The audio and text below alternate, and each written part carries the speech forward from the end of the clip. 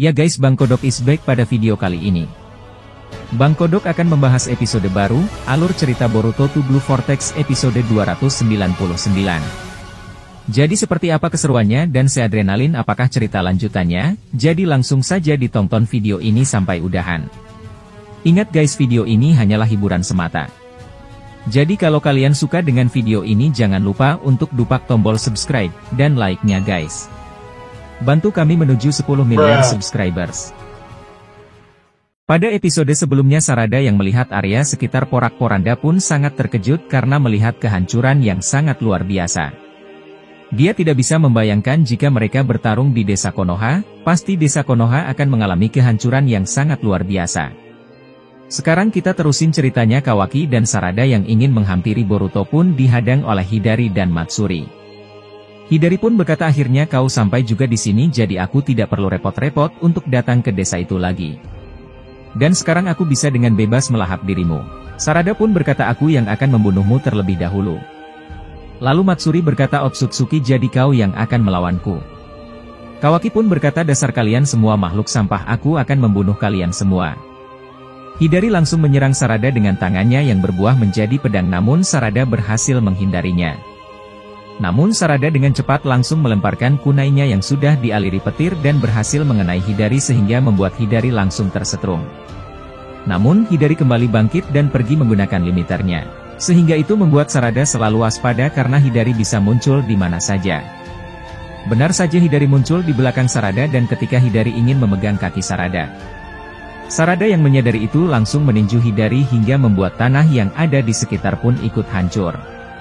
Sekarang kita ke tempat Kawaki. Sebelum pertarungan dimulai Matsuri berkata, kau jangan terlalu fokus kepada bocah perempuan itu, hei bocah Otsutsuki. Karena jika kau terlalu fokus kepada pertarungan mereka kau akan kumakan sekarang juga. Karena sesungguhnya melawanmu itu sangatlah mudah. Mendengar hal itu Kawaki lalu berkata, kau tidak akan bisa mengalahkan aku makhluk sialan, apalagi sekarang aku sudah mendapatkan upgrade karma hingga level 3. Kawaki pun berkata, mungkin jika kau dilawan dengan sungguh-sungguh menggunakan karmaku, kau pasti tidak akan mampu bertahan.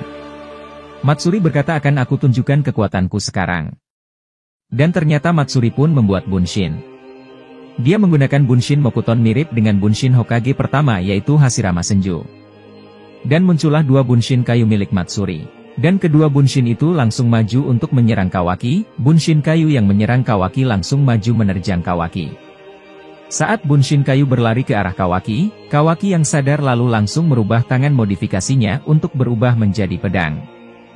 Dan langsung mengarahkan ke Bunshin kayu itu, dengan sangat cepat Kawaki dapat menebas Bunshin kayu milik Matsuri.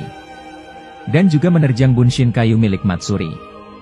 Dan tiba-tiba saja Bunshin tersebut dapat bangkit kembali, seperti tak berpengaruh apapun dengan tubuh Bunshin Matsuri. Kita dapat melihat tebasan yang dilakukan oleh Kawaki seperti sembuh dengan sendirinya terhadap Bunshin milik Matsuri.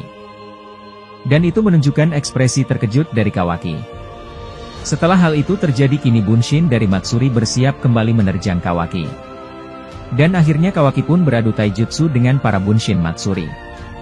Dan Kawaki pun juga telah mengaktifkan karmanya.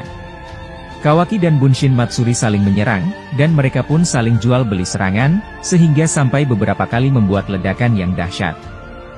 Dan sekarang Kawaki di posisi yang sangat diuntungkan, karena telah mencengkeram Bunshin Matsuri menggunakan tangan modifikasinya. Di posisi itu Bunshin Matsuri yang telah tercengkeram, dan Bunshin Matsuri berpikir jika dia dapat menyerap kekuatan karma milik Kawaki. Dan saat mencoba membuka tangannya ternyata karma milik Kawaki tidak dapat diserap oleh Bunshin Matsuri.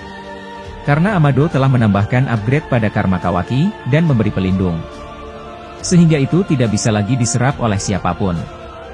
Dan Kawaki pun akhirnya dapat menghancurkan Bunshin Matsuri, dengan cara mencengkeram dan menembakkan laser kepada Bunshin Matsuri. Sehingga Bunshin Matsuri tubuhnya terbelah menjadi dua dan hancur. Kawaki pun kembali menyerang Bunshin Matsuri yang satunya lagi, dan Kawaki pun sampai harus beradu taijutsu kembali, saat melawan Bunshin Matsuri. Dan sekarang Kawaki hanya menyeimbangkan pertarungan melawan Bunshin Matsuri. Setelah pertarungan beberapa saat, lalu Kawaki berhasil menendang jauh Bunshin Matsuri. Kawaki sengaja menendang jauh Bunshin Matsuri, karena saat Bunshin Matsuri mencoba berdiri dan kembali menyerang Kawaki. Kawaki tahu yang akan dia lakukan yaitu secara epik Kawaki menembakkan laser karmanya. Dan itu seketika membelah tubuh Bunshin kayu milik Matsuri dan hancur. Sekarang adegan pun berpindah ke desa Konoha. Mitsuki yang datang ke kantor Pak Kades Shikamaru pun bertanya, Hokage Shikamaru sebenarnya kemana perginya Boruto dan para penyusup itu? Shikamaru pun menjawab bahwa Boruto dan para penyusup itu pergi ke dimensi Kaguya Otsutsuki. Dan aku pun sudah memerintahkan Sarada dan Kawaki untuk menyusul Boruto ke sana. Mitsuki pun berkata kenapa aku tidak diberitahukan kalau Anda telah memerintahkan Kawaki dan Sarada pergi menyusul Boruto. Shikamaru pun menjawab aku rasa menyuruh mereka berdua pergi ke sana itu sebuah keputusan yang tepat. Mitsuki pun berkata aku akan menyusul mereka. Shikamaru pun menjawab kau tidak usah bertindak yang aneh-aneh Mitsuki. Dan kau jangan pergi ke sana itu terlalu berbahaya. Mitsuki berkata, sebagai shinobi desa Konoha aku berhak untuk melindungi teman-temanku. Lalu Mitsuki pun pergi. Lalu adegan pun berpindah ke Boruto. Boruto pun langsung menyerang Jura lagi dan menebas kaki Jura hingga terpotong akan tetapi lagi-lagi Jura berhasil pulih. Jura pun berkata mau sampai kapanpun kau melukaiku aku pasti bisa pulih kembali.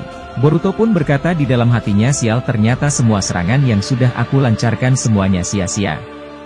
Jura pun berkata kami adalah makhluk abadi yang tidak bisa kalian bunuh dengarkan itu Otsutsuki Boruto. Lalu adegan kembali ke desa Konoha. Mitsuki yang berencana untuk pergi ke dimensi Kaguya pun akhirnya meminta bantuan sang ayah Orochimaru Sensei. Mitsuki berkata ayah aku ingin meminta bantuanmu, aku ingin pergi ke dimensi Kaguya untuk menolong dan membantu teman-temanku untuk melawan para penyusup itu. Tapi masalahnya aku tidak tahu caranya pergi ke sana. Orochimaru yang tahu harus berbuat apa. Orochimaru pun berkata kau tenang saja aku pasti akan mengirimmu ke dimensi itu. Mitsuki pun menjawab akan tetapi dengan cara apa kita pergi ke sana sedangkan untuk pergi ke dimensi itu kita harus punya mata Rinnegan. Orochimaru pun berkata akan aku tunjukkan sesuatu kepadamu. Seketika Orochimaru mengeluarkan peti yang berisi Obito. Orochimaru berkata kau jangan khawatir dia yang akan mengantarkan kita ke sana. Dengan jutsu Edo Tensei aku akan membangunkan dia. Dan tiba-tiba adegan pun harus udahan dulu sampai di sini, dan akan kita lanjutkan kembali ceritanya besok-besok.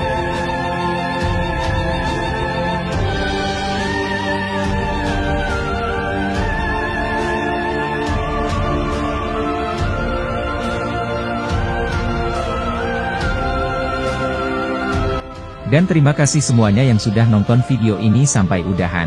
Ingat ini hanyalah prediksi dan teori yang saya jadikan alur cerita, jadi anggap saja video ini hanya untuk hiburan semata. Dan nantikan juga konten-konten selanjutnya hanya di channel Alagis Animasa. Dan sampai jumpa lagi di video-video selanjutnya. Salam Orochimaru Sensei.